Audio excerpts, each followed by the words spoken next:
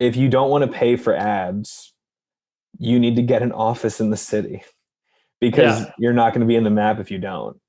So Always. so we can give you the number one organic listing, but like people, if they're including Philly in their search, they're going to want like a spot in the map pack, and you might actually end up paying like less for office space than you would for some of these ads.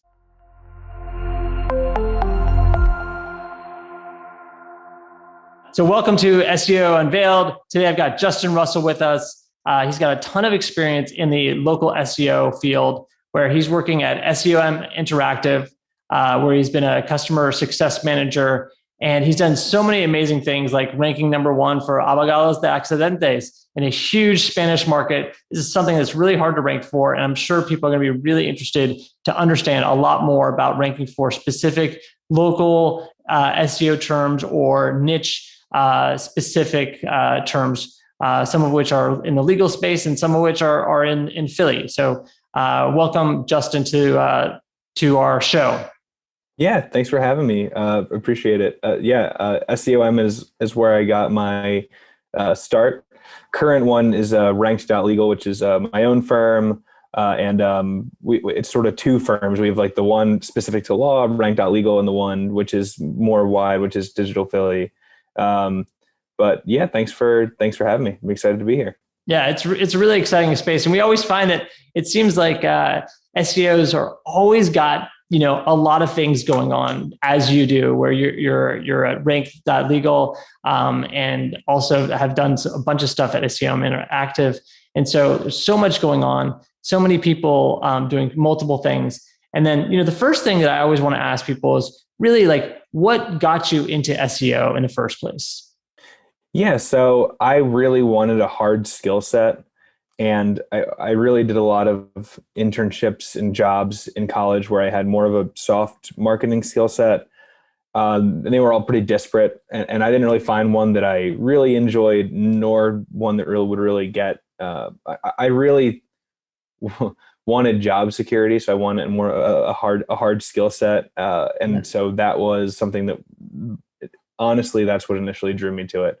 And I've sort of fall out of love and I fall back in love with it. It's a whole back and forth with SEO, honestly, because it's tough. It's always changing. It's this weird intersection of marketing and tech, and I think it's cool. I think it's probably the most neutral, good form of advertising because you're just sort of backfilling a demand. You're not doing TV ads and all that stuff, which if I was going to do one thing in advertising, I like where I'm at in SEO. So I think that would be that'd be my answer of how I got into it and why I stayed with it. So yeah, I mean, it's pretty interesting. You talk about it being a hard science in the kind of marketing realm of business, and it kind of strikes me because the things that I think about when I think about that is like, it's tangible. There's real results. You can see your efforts pretty quickly. And, I've got friends that work at like Google or other big companies on marketing teams. And it's so challenging to know if what they're doing is making that much of an impact because there's so much going on that, if they're just working on general marketing or product marketing, it might be more challenging to understand the real impact of their day-to-day versus SEO. When you're working for a bunch of different clients, you can tell, in a couple of weeks, are your strategies working? And you can learn from a lot of the things that you do. So you can kind of go out and have a lot more, enthusiasm that you can take on a new client and you can get them results. I think that's something that's always interesting to me. So. Yeah, especially these the bigger you get with the marketing apparatus, and yeah, you point out your friends working at Google and stuff. You really just those marketing departments are so big, and those advertising departments are so big. You just have really a small sliver of it, and you don't really get to see your efforts pay off in as big of a way that you do for SEO. So. You're right. I think that's a very cool aspect of it. Yeah, I mean, that draws me to a lot of the things that I do too. So I think that's pretty cool. And then so one thing that we always want to know is a little bit more about trends, and like what trends in general are you noticing in SEO right now that you're really excited about? I don't know if I'm really excited about anything going on, because it always means that I have to change things, and it means that things are not is the way that they used to be, and things have to rapidly change. One thing that I'm excited about, I honestly, we've been so busy lately. I haven't been as dug into the news as I'd want to be. I would love an Apple search engine, if that was actually a thing that they were going to roll out, because it would be a huge boom for SEOs, because Google has been slowly suffocating the space with ads, just a little bit at a time. And if I saw a map pack where the first two results in the map pack were ads, as opposed to the none. So, and I think that would give Google an incentive to really ease off of that slowly diminishing of the space that we get as SEOs. Yeah. So that's one thing I'm excited about. A trend that I am in the middle about is, I think Google has finally come through on their promise to do away with duplicate content forever. And I think that that's one that people were sort of poo-pooing for a while, including us, to be honest. Like we were saying, you don't really want content to be too similar, because Google, let's say you had like, we work with lawyers. So let's just say you had you have your truck accident lawyer Philadelphia page and your truck accident lawyer Pittsburgh page. And both of them are very similar, except you have more. So one has a lot of information about Pittsburgh, one has a lot of information about Philly. They have Philadelphia and Pittsburgh specific links. There's a few details that are changed based on where the city is. There's, a blurb about this or that, as it specifically relates to Philly or Pittsburgh. Let's say it's like they have a different law or something. Yeah, that's really not enough anymore. And one thing that we're seeing in a lot of the pages that we make that are of that ilk, they're called local pages. On Google Search Console, they're simply not accepting the pages. Well, we get a discovered not indexed from Google, because they're too similar to something else we have on the website.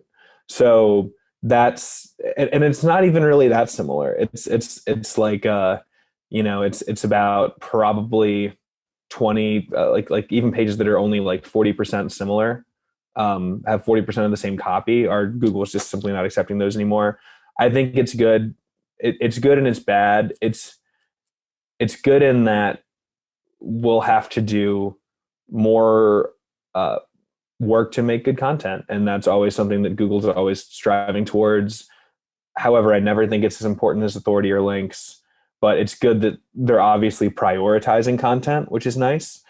And I'm not excited about it, because it's just it's just a whole new thing to explore and figure out how we can do it better, and how we can provide value for our clients in a way that we can't anymore. We have a client that I used to be able to say, type in, I won't give the actual client away because they're not a client anymore, but I used to say like, let's say they're like a DUI lawyer and they were in like 3 different states.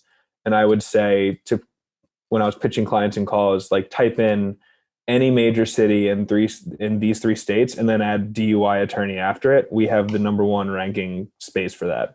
Yeah. And we made all those pages with very similar content. And we just can't do that anymore. Google just won't let that happen. So it's a whole thing that's off the table, sort of. So it seems pretty challenging, because if you're a user, and I always like to put on the user hat because that's just kind of my background. And if like you're a user and you just had a truck, drive into you in Pittsburgh or in Philly, like the things that I'm interested in are like, hey, what does it mean for me if I get injured or things like that? But it's a little bit less specific to the locality and much more specific to the injury or the ways to recover from it legally, right? Yeah. And so that's where I'm like, hey, maybe there's some of that stuff that's gone, that's not so good for the user, because if you're writing, 1,000 words about the laws of Philly versus the laws of Pittsburgh in the two different articles. And it's just not that interesting content. And I just want to know, hey, what do I need to do to get paid for my injury of a giant truck just slamming into me? Like that's like the important part. And it's going to be much harder to rank for your one article about truck accidents in general, because there's so many firms. And that's a great point that you bring up, because there's two different, and when we bring on a new client, I always tell them there's two different search intent is the baseline of everything. And so what I'm talking about more is like what we would call a commercial intent. So if you're Googling truck accident lawyer and truck accident attorney, whatever, it's different than what do I do after I've been hit by a truck, which is informational intent. And those are not locally specific. Yeah. They could be, what do I do if I get hit by a truck in Pennsylvania? What type of legal recourse would I have? Exactly. That's possibly something that gets done. But what we do for our clients is we always work on the commercial pages first, because they can understand that and they can understand why it's important to rank for those keywords. But the informational stuff is always an important add-on. And you need both, right? And so it's really helpful that you put on your user hat there, because it's sort of different stages of the sales funnel, right? Because the top of the sales funnel is, I've just been hit by a semi truck that was driven by an Amazon worker, which is like, that's like the case every single lawyer in America wants. Like, what's my legal recourse? And then you go down the funnel to, I need a lawyer who's the best lawyer. So we sort of run the whole funnel. Truck driver injury lawyer in Pittsburgh. Yeah, we do a lot of stuff for lemon law attorneys.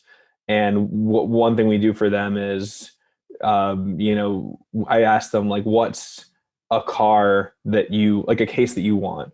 And a case that we're getting a lot of lately is the new Wagoneer. So the Volkswagen, did they make that? Or is that Jeep? I think Jeep makes the Wagoneer. Yeah, Jeep Grand Wagoneer. So we'll make an article to like Jeep Grand Wagoneer problems, because people might be in one that's like not working. And then if you can catch them reading that article, and then they realize that it's a lemon in the same article, and they need a lemon law attorney in the same article, and then we have to have a link to our contact page in the article. We have a form. We have so that's sort of a more clear way of how to do it. I think is sort of in that way. And also, it's a symbiotic relationship too.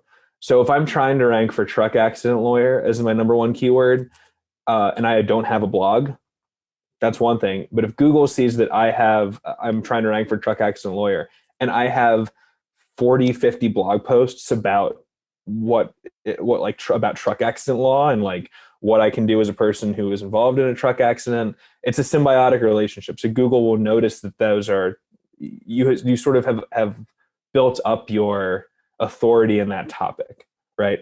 And so they'll help each other.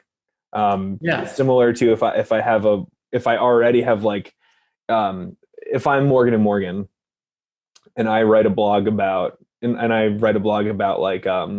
what do I do if I get hurt while I'm in the metaverse, which is actually a thing that they do. They have metaverse like attorney thing. I don't know if you're familiar with Morgan & Morgan, but they're like the biggest PI firm in the country. But if they write a blog post about something, they'll immediately rank first because they're Morgan & Morgan. So that's something Google still has to work on with authority and content, and is they'll still give authority the highest importance. And that comes from links more so than content. So. Yeah. I mean, I'm wondering talking about what you just said about, some of the duplicate content and how it's getting harder and harder on the duplicate content bar. As even if you write something that's like truck accident lawyers in Philly versus truck accident lawyers in Pittsburgh, and you get kind of slammed with the duplicate content, I'm wondering if your authority kind of rises anyway for, great point. Yeah. Because you're still, even though you're duplicating it, because duplicate content gets a real bad, moniker, just like it's like the stamp of like bad. Right. And so I'm wondering, is there any part of it that might be helpful? Right. Even if if you need that page because it's a good page to have, because people are going to like, look through websites and want to see that page anyway. And maybe they're not getting there via search, but they need it, they need that information. Does it help build that authority or not? I don't know. Is it helpful to have a close to duplicate page or a duplicate page? Well, I mean, what I'm hearing from you is like, hey, the Pittsburgh page is a duplicate of the Philly page, but there's a lot of Pittsburgh information specific, but you're still getting hit by the duplicate content because, 40% of it is about truck accidents. That is, I mean, it's the same thing, right? Yeah. So, but that's where I don't know if it helps the original page be a little bit more authoritative, or even just the whole topic in general, because they're like, oh, right, because it's more than one. I think it has to be different enough. So it's not impossible, but you really need to differentiate it. So you might have to do like, give those 2 pages to 2 different writers. Oh, and then they'll come out and then they'll both rank. Yeah. It's not that the topic can be just a little different, but the actual content needs to be very different, if that makes sense. So I mean, that's a good way to do it. Just to give it to 2 different writers and be like, here's, or like give the Philly page to the Pittsburgh writer and be like, hey, make it different. Write it in your own words. I actually just did that with a client where we cranked out a lot of these pages and they just weren't ranking. So I reassigned them out and said, make them all different. So because we need them to rank. So that's what, like, just make this one different from this one, like enough so that they can rank. Because that's what you have to do. Even if the topic is just a little different, like that is a different topic, like, right. Like Philly truck accident lawyer, Pittsburgh truck accident lawyer, like very different as opposed to Philly truck accident lawyer, Philadelphia area truck accident lawyer. That's kind of the same. So, or Google will see it as the same. I do a lot of like, or like Bucks County lawyer versus Philadelphia lawyer. Yeah, we have an exact. We have a former client we worked with, and another thing with that is that Google will always default to the largest city. So we had a really smart idea because truck accidents happen, and this is when we just got started. Because truck accidents happen like out there on like the highways where like no one's around. So let's not make city pages. Let's make county pages. Yeah. Like, oh my gosh, this is so smart. We're so smart. So we made like Lackawanna County truck accident lawyer page. And it never ranked. It didn't even rank for Lackawanna County truck accident lawyer on the first page. Oh, wow. For the exact match.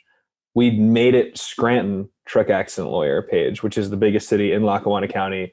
And it ranked for Scranton and it ranked for Lackawanna County. Oh, wow. So, yeah. So Google just defaults to the biggest city that you want to optimize for. So, yeah. I wonder if that works for me. I live in a pretty rural place that there's no real big city. So yeah, you're out there. Yeah. Let's see. You're talking a lot about, like, I really like when you talked about, hey, just give it to another writer, because like it's such an easy tactic. Like there's so much filled in the space of like, okay, do this to this page and do this. And I feel like sometimes we forget about some of the things that are just almost like common sense, but people aren't doing it, right? Like I don't know that many people that just give an article to a different writer just to rewrite it because it's not ranking. So it's a pretty interesting tip. Like I'm just wondering, are there other kind of like, base tool sets of like tactics that you're using on a day-to-day basis that might be pretty, interesting to other people or outside your firm that you don't necessarily typically see? Any cool tactics that might be helpful? Oh, great question. Like something like very like simple yet brilliant. The give it to another writer is already simple yet brilliant. So like I'm literally in my mind, I'm like, oh wow, I got an article that I want to re-rank, and so I'm literally gonna probably steal that, but it's awesome. And so I think, oh man, one thing that, and this is, I'm definitely, every single person on your podcast has probably said this, which is interlinks are very, very easy. And interlinking from H2s. So for those who are not as familiar with SEO that are listening, it's when you link together all of the related pages through links that are do follow in your own website. So from your homepage, you would find a way to link from your H2s, your most important service pages, your most important blog posts, your most important whatever your site does, and link all of those together. That's a very simple, easy win. Do people talk about that a lot? No, No? Oh, no, okay. Okay. no. So if you're on your homepage of your website, and let's say you're like a plumber in Los Angeles and you want to rank for like Los Angeles plumber, you would put a hyperlink over the text Los Angeles plumber that's on your homepage to your Los Angeles plumber specific page. Mm-hmm. And that'll send authority signals from your homepage to your service page, which will help rank your service page. So how Google reads the internet is through links primarily. And a lot of people will say that interlinks, or people sometimes call it like link architecture, Yeah. is found money, easy money, is just linking together all of the pages on your website in a user-friendly, easy to understand way that doesn't hinder the experience of your user, but it seems to flow. You'll see this a lot in big, like large blogs, like huge publications and like newspapers that link their other articles in the text Mm-hmm. of articles. And that's basically why they do that, is because let's say you have like 10 articles, or for my purposes, let's say you have like 10 blog posts about X, Y, and Z problem for you're a divorce lawyer, and one goes viral and it gets shared a lot, and it's linked all over, and you have your like Los Angeles divorce lawyer hyperlink in that article. That page is going to go up for that keyword. So that's always an important thing to make sure that you have a handle on, and that's a really easy thing. Found money, I guess, as they say, like there is such a thing. So that's another one. I'll try to think of more, but that's the first one that comes to mind. Yeah, I mean, it's a great tip because it talks about just real basic technical foundation of your site and making sure that you have, a site where you're taking advantage of just a basic kind of perspective on how to make sure all the other pages and the keywords that you want to go for are represented in a way that search crawlers can understand pretty easily. And so I think it's a good topic to talk about because a lot of people talk about content or keywords, and it's almost like you need to get some of the basic structure down well. Otherwise, a lot of those efforts could be wasted. Yeah. And so you talk exactly. about found money, but it's also kind of wasted effort on the other side of it. So it's true. So it's just kind of, I feel like those are the kinds of things that people often don't talk that much about, but they need to be part of the conversation too, of like, how do you get everything set up correctly? I mean, a lot of people that we know kind of go through site migrations, and some of those things are, those links, the valuable links that are linking to certain parts of their site are shifted, or, some PM says that they don't want those links on the homepage anymore. And it becomes, a battle of like, well, who gets ownership over that page? Is it the PM or the SEO team? And so it's a little bit how to manage through those things. So, I mean, it kind of brings about, when you're talking about changing a page for your clients and things like that, the one things that I always wonder about are like, how are you getting some of your SEO changes prioritized with your clients?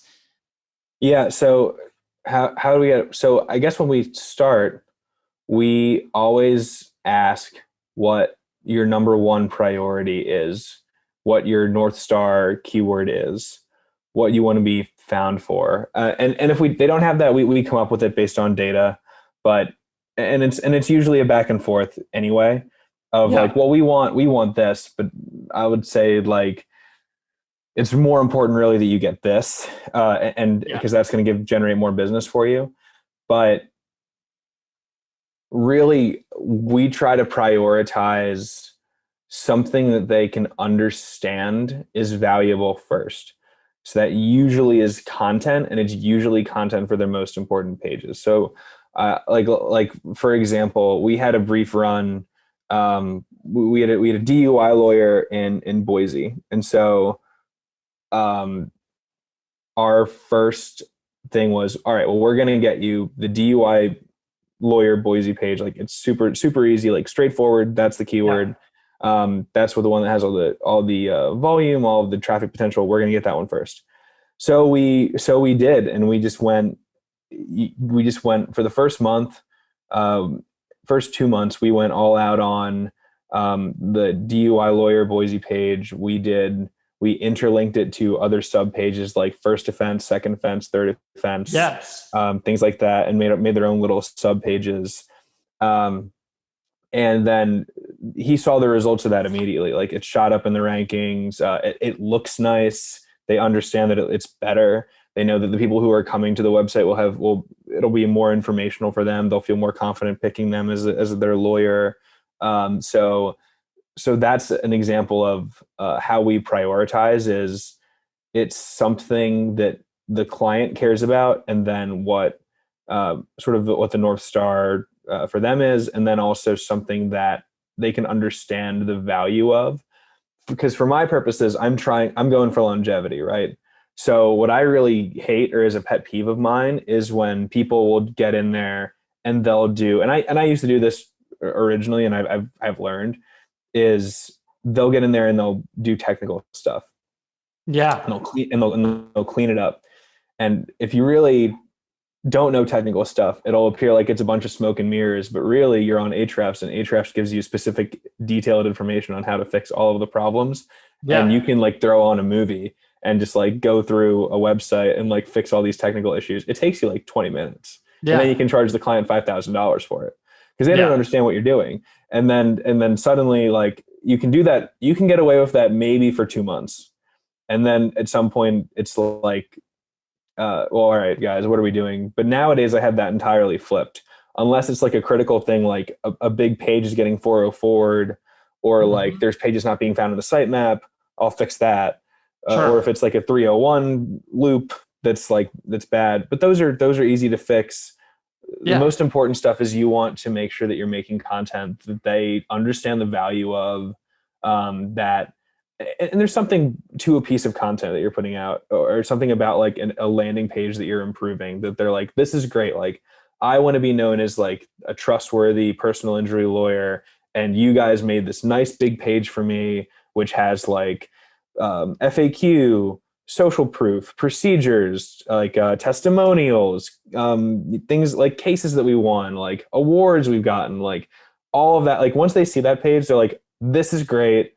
Even if no one comes to this page, I think this is even if like no one comes through Google to this page, I understand why this page is valuable and I Yeah. like this. Um, and then as we go, we'll get into more granular stuff. Sure. And then GMB optimization is the most important too, along that line. GMB Um, is Google My Business for. oh yeah, Okay. yes. Google. Oh, now Google Business Profile is what it's changed to. But I'm just so used to saying GMB, because it Yeah. flows off the tongue. But that's what I would say in terms of how to prioritize things, because we're very client focused, and we just think that matters most in these situations. So Yeah, I mean, it kind of brings us back to the beginning of like results, and if you can kind of focus on a North Star and show them that there's ranking, in the top couple of positions for certain keywords that you kind of talked about at the beginning, that definitely kind of shows you proof is in the pudding. The question I wonder about is, you talked about informational versus commercial relevance, right? And what happens when you're ranking well, but there's just no kind of no new clients coming from the website, or very little like result on that side. I mean, do you ever see that, and what have you done to try to improve that for your clients, or shift their North Stars to become more commercially relevant for their business? yeah, it's tough with commercial intent, because a lot of the air, Google has really monopolized those. We got This is a true story. This is a former client. We had a former client who was number one for like Philadelphia truck accident attorney for a little Yeah. while. or Philadelphia traumatic brain injury attorney, or one of those two. This was a couple years ago. And I think that page got about 12 visitors a month. Mm-hmm.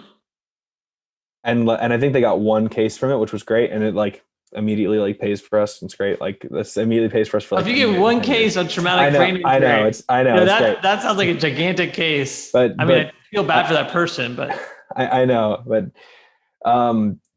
because now it's LSAs, right? Which are like they're the ads when you Google something like that, you'll get these 3 Google verified listings at the top, and those are really sucking out all of the air. We don't do PPC directly. We work with people that are very good PPC vendors, Google Ads vendors, and they've told us that those things really do get clicks.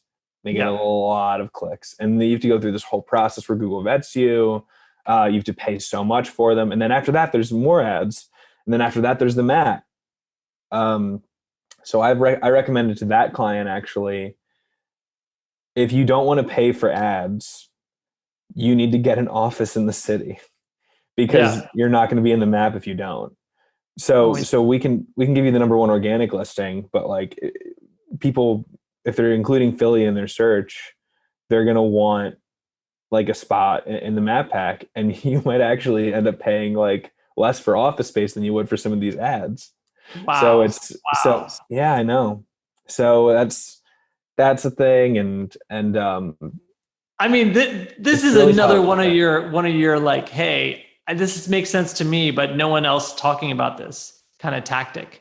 You know, just like you give it to another author, like just, you know, get a tiny office in the city so that you can say that you're there, and you can put that as like your headquarters, and you can put it on the map, right? Like I think it's another genius idea that you know, you might not think is genius, but I'm like, wow, that is super cool. And it's super, you know, I mean, I love the idea of being able to go back to a client and saying, hey, you just got to move your office or just rent another space. And I can understand the pushback, because it's not like, I mean, I feel like a lot of our the users on our tool, they get a lot of pushback for, hey, you know, we got like fallback titles that change to a non-great SEO title when a product goes out of stock. We need to figure that out. You know, those are kind of like technical things that they got to get through the whole tech team, and understanding like some server-side rendering is not working, and all these like very technical kind of stuff. Oh yeah. And then you're like, and I'm like, they have trouble sometimes selling some of these things need to be fixed. And you're telling a client, hey, just get a different office. And I'm like, wow, it's so cool, because the challenge is, I mean, like when you think about like asking a dev team to kind of change a bunch of DevOps stuff to like make something work for SEO, they're kind of like, oh, what? And I feel like you get the same kind of reaction from a client when you tell them, hey, you need an office in the city because your office is not going to be on the map, right? I love that. I'm glad you do, but I've been through that issue too, and I've had like e-com clients for like going through their dev teams and stuff. So I get it, for sure. It's the same challenge. It's just a different kind of challenge. So I feel like I don't know. Did you ever get that client to get a tiny office in the city? No, and I've had a client who told me they had an office in the city, and then we sent them a postcard, like a Google verification postcard to it. Yeah. And the listing immediately got suspended. And so I asked, like, is this really your office? And they said, no, it's like we share it with like a bunch of other businesses. It's like, oh, okay. So you're just trying to get like the listing in there, when really there's like a bunch of other businesses do that too. And they're just like, oh yeah, like come on, like back in the day, it's like, oh yeah, come on in, like the water's good, like well, your office is here too, and it's not. So that's a whole nother. It does need to be an actual office. You can't just go into have 20 businesses based out of your friend's pastry shop on Market Street. Yeah, it's not going to happen. But I feel like a law office, it's always like up in a building anyway. You could probably rent like the smallest office in the building and just have a little private office. Yeah, you could, and it really depends on your priorities. It's like, listen, like, do you really care about SEO? Do you really want to be number one in the map pack? Like, we'll go for it. You can, and that's how we can go for it.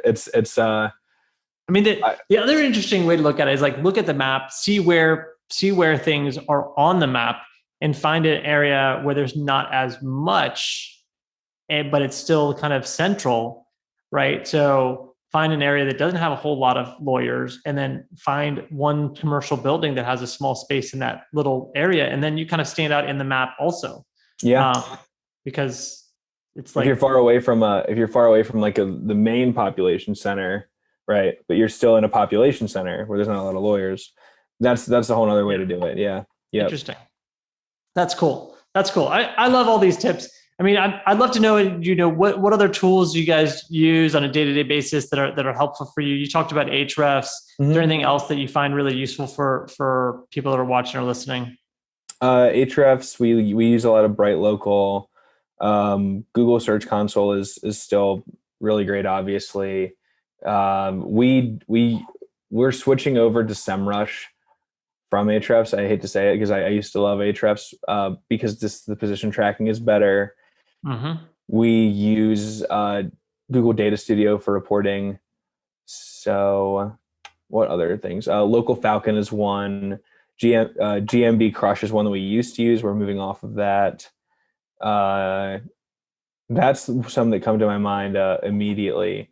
I'm more of my partner, I think, Kevin works with like a million little tools, and I can ask him. I do mostly. I'm more of like on the business management side, but he has a much more detailed brain on this stuff than I do. Yeah, I mean, it's a good list. I feel like everybody uses like a stack of tools in this space, and people don't really talk about it so much. So it's always good to know kind of like your tool stack and why you're switching from one to another. I feel like there's a lot of great tools in this space. Yeah, so agreed. One thing that to start wrapping up, what do you think everybody in our industry should stop doing? Maybe they're doing too much of, or what's something that they should stop doing? Oh, what a great question. What do you think? I mean, one of these. what do I think? I mean, I feel like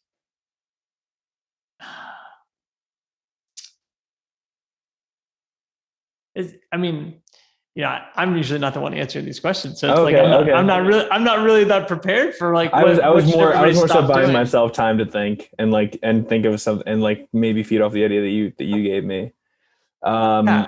I get really, don't stop listening to Google. I mean, I got one thing. I feel like AI content. I feel like writing AI content like kind of just rubs me the wrong way. But that of like ghost writing something that, I don't know. So I've got a high bar for English. No, I agree with that.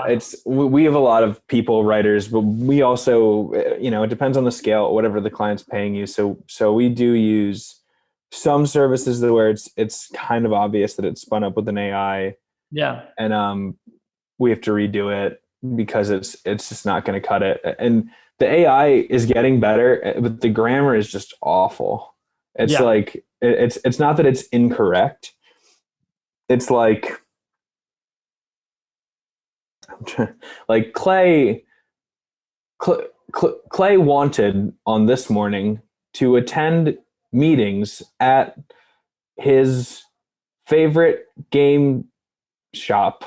Like I don't know. Like it's like it's like very like wordy and like there's like extra like it's like so fluffy and it's so hard to read. And it's like Clay has awarded a notable like I don't know, like it's sort of like as opposed to like Clay gave an award. It's like they you know what I mean? That's sort of what it feels like to me when I read it. Yeah, I mean, I feel like it's got a place. Could serve a place in the world, but I just don't always love it. So no, I don't either. Another thing I would say is stop listening to Google. I think the duplicate content thing, they were right about it, but it took them years to really do something about it. I think that I think that Google really is just Google is trying to eliminate SEOs. So their ultimate goal is to eliminate SEOs, have everybody pay for it. Like they don't like people working the search engine. Like they hate us. So don't listen to them. Yeah. It really drives me crazy, honestly. And the main thing is the links don't work crowd. Listen, I get it. I hate links. I hate that we have to build links. I hate that that's part of our life. For local, it's still a thing. It's always going to be a thing. So like because all of the content's the same. And so how you're going to differentiate yourself and build authority is mainly with links. As opposed to, if I'm like a sports journalist, people are going to take the best piece of content. So it's different based on the niche that you're in. For law, especially, it's all link building. It's all link building all day. So the imagine building links crowd really gets me going because they don't get it. So that's okay. I mean, that's where I can take a definitive stand if I wasn't take any. That's a good perspective. I mean, what do you think people should start doing that they're not doing already, though? From a links perspective or in general? In general, in the SEO space. I mean, you could say in the links area. I mean, links is always a hot topic. So. Yeah, I know. What people should be doing that they're probably not doing is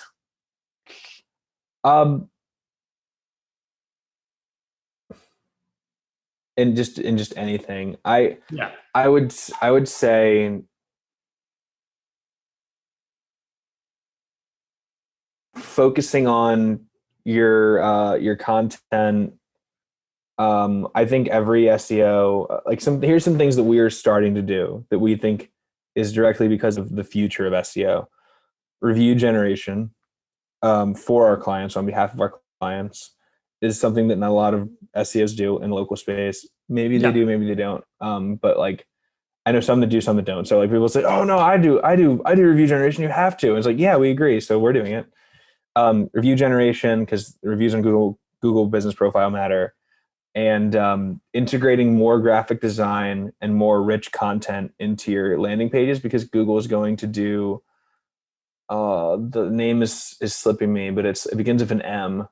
But they were talking about this update that they're going to be doing over the next 5 years that's going to just value more rich content than text content. So that's so that's graphic design, audio, video, all of that you can get that stuff onto your website. So that is my answer of things of people should start to realize. Also, whenever I've taken the time to integrate graphic design or video, that page does very well. So that, I mean, that's a good thing to start doing, and a good tip too. I feel like this whole time you've like spiced this thing up with a lot of basic tips that I think people are not always doing and people might be missing. And I mean, just by like the whole get an office that's actually going to be on the map. That's such a good one that just can go overlooked. But I think we have a little bit of time for you to take a couple minutes to talk about any special project you're working on or anything you'd like people to know. Yeah, we're open for business at Ranked.Legal. That's the URL and that's the name of the business. So if you're a lawyer, if you're just a local business that wants to just have me look at your site, have me look at your Google Business Profile, whatever, I'm happy to do that and happy to provide value. The reason we started is because we want to be a transparent and communicative service that small, medium-sized businesses can really trust, and we still value that and still take that very seriously. So if you want to shoot me an email, Justin@Ranked.Legal, go to my website, see our case studies, and then give me a call after that. That would be great. So that's me. Yeah. So, I mean, I love getting to know you and talk to you a lot about what you got going on at Ranked.Legal and everything, all your ideas and tips. I feel like your clients are probably benefiting so much from a lot of your blocking and tackling and just making a lot of things work for them. So I really want to thank you so much for coming onto the show. Justin Russell, it's been a pleasure, fun time, and I definitely look forward to doing it again. I do too. Thanks a lot, Clay. Thanks for having me.